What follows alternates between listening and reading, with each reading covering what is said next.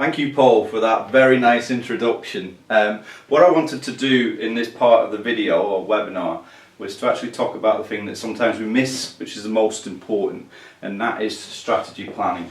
Now, when we look at recruitment, and I'm talking generically across the board, we tend to sometimes take, and excuse my language, a bit of a half-arsed approach to it. In other words, we have a go, and if it doesn't work, then we blame the fact that there is no carers out there, that nobody wants a job, that nobody will work for this sort of money.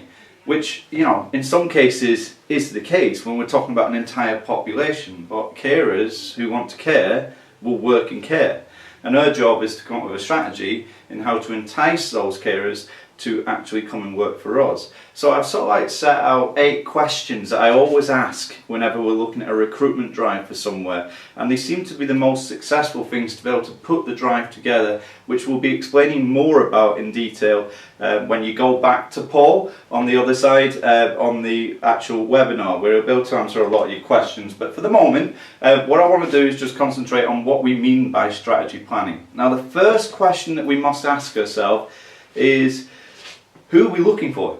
That's a key thing. Now, if your answer is anyone and everybody, or anyone that will come and work for us, it's not good enough. We need to really target that down, because we need that information when we decide which social media or which recruitment job advertisement board we're going to put it on, and how we're going to word the content that's going to make them come in. So you really need to work that one out. Who am I actually looking for? And to help you with that, you may actually be looking at, am I looking for somebody that's very bubbly? Am I looking for somebody that's very academic? Am I looking for someone with lots of experience? Am I looking for someone that's got no experience that we can actually train up? Am I looking for somebody that is very empathetic to the care industry? Am I looking for somebody that wants to come in a senior post? So they kind of need to be someone that is very good at auditing themselves, because if you're not good at auditing yourself, you're going to be no good at auditing others. So that strategy plan starting point of who am I looking for, what am I looking for, is quite key in terms of determining what we're going to do with that information in the future. So it's no good just saying, well, all of those, because if you want all of those, we've got to target lots of different markets. And believe me, the way that you're probably doing recruitment now, you're probably targeting none of those, because you're not pinpointing it to that sort of person. And as I said, we'll go over that in a lot more detail throughout the course of this webinar. We've then got to work out, well, how many do we need?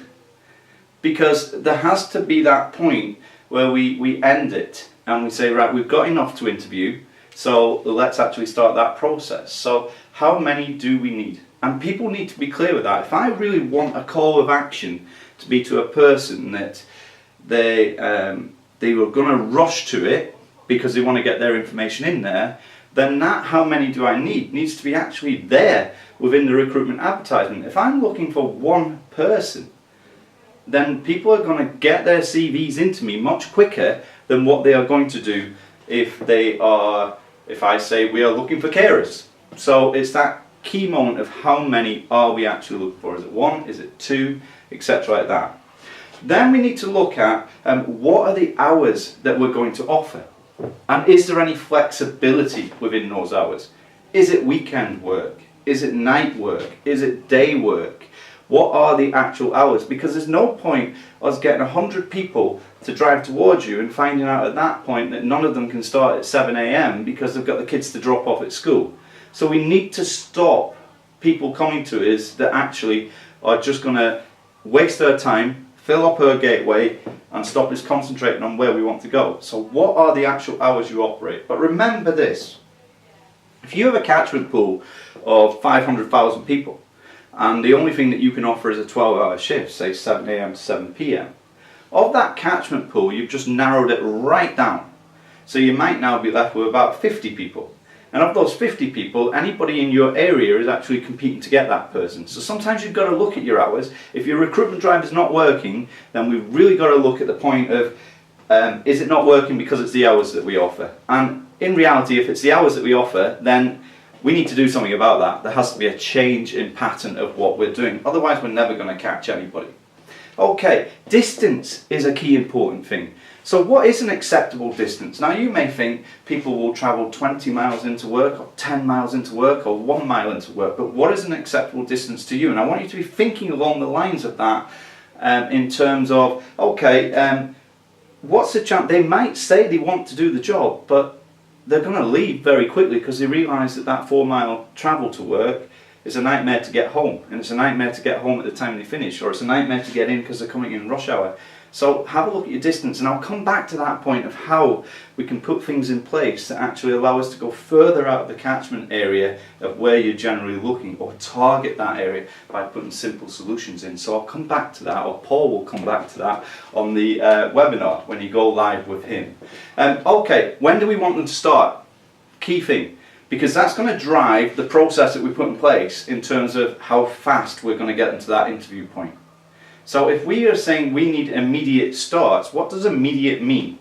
Because if it's an immediate start, you're actually looking for someone that is not got a job, or has not got a job at that moment in time. So on that point, is it better to put starting in 2 weeks' time, starting in 1 week's time, starting in 4 weeks' time?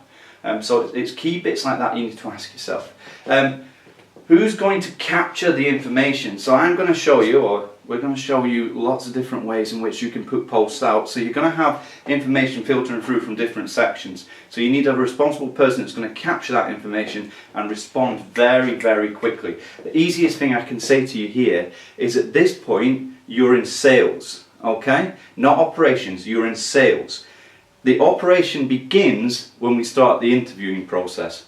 But up to that point, it is all about selling. Selling your business, that job, you as a person, you as an organisation. It's about selling you. So everything that we're going to do has to be sales orientated. When it gets to operations, that's process. How quickly can we get this thing moving? And I had a conversation very recently with a manager who gave me a list of their 6 biggest problems. To which you looked at it and you went, well, actually your biggest problem is recruitment. Now they had put that 6 on their list.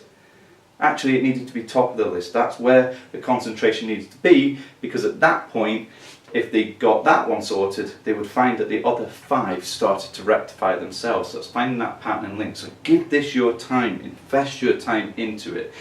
And lastly on that point is, how long should the recruitment drive last? I see organisations out there who are looking at doing a recruitment drive that goes on forever. It's continual. Actually, that makes it look like you're sort of desperate for jobs. So we need to put a timeline. In any sales, there is always closure. What's the closure to a recruitment drive? Even if it's not been that successful, we stop, we take a breather, we review, evaluate, and we go again. Now all of that needs to come as part of your strategy planning. So the first thing we looked at there was, who are we looking for? How many do we need? What sort of characters? Is it bubbly? Is it academic? Is it experienced? Is it good at auditing? Are they brand new? And I'm going to throw something in here that those of you out there won't like me saying. In fact, the government won't like me saying, or the Equality Act. The age as well. I know you're not allowed to discriminate, and you certainly should not, so let me put that out there. However, we can determine which age range we're going for by which social media platform we decide to choose, and I'll go through that very shortly. The distance, what's the radius to your business that you think that you can attract? We need to know the answer to that. What or when do we want them to start? Yeah, key point. And who's going to capture that information? And who's going to respond to people so that they get responses quickly? Who are you actually making accountable for that within your organisation? If you're a single care home, it has to be somebody within that. If you're a national organisation, it has to be something within there. But that doesn't or should not be a 9 to 5 job. If somebody needs responding to at 8 PM, it's normally because they've worked a 12-hour shift themselves and they need information. And how long is a recruitment drive going to last? Is it going to be over a week, 5 days, a month? Because that's going to determine how many posts we put out there.